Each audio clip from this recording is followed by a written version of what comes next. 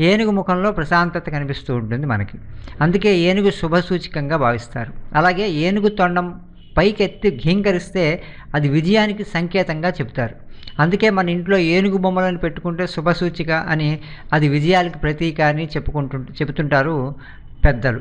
ఏనుగు తొండం పైకెత్తినట్టుగా ఉండేటువంటి బొమ్మ ఇంట్లో పెట్టుకుంటే చాలా మంచిదట. ఇది మన ఇంట్లో విజయాలకు సంకేతంగా నిలుస్తుంది అని చెప్పేసి చెప్తున్నారు. వినాయకుడికి విఘ్నేశ్వరుడనే ఇంకో పేరు కూడా ఉంది. ఆయన మనకు కలిగే విఘ్నాలను తొలగిస్తూ ఉంటాడు. ఈ క్రమంలో ఆయన్ను ప్రతిబింబించేలా ఉండేటువంటి ఒక వెండి ఏనుగు బొమ్మను ఇంట్లో పెట్టుకుంటే మనకు అనేక విషయాల్లో విజయాలు కలుగుతాయి అని చెప్పేసి పెద్దలు చెప్తున్నారు. అలాగే ఏనుగు బొమ్మ విషయంలో వెండి కానీ, పాలరాయి కానీ, ఇత్తడి కానీ, పంచలోహం కానీ, మట్టి వంటి వాటితో చేసిన ఏనుగు బొమ్మల్ని మనం ఇంట్లో పెట్టుకోవచ్చు. వీటన్నింటిలో వెండి, పాలరాయి శ్రేష్టమైనటువంటివి. ఏనుగు బొమ్మకు సైజుతో సంబంధం లేదు. ఏ సైజులో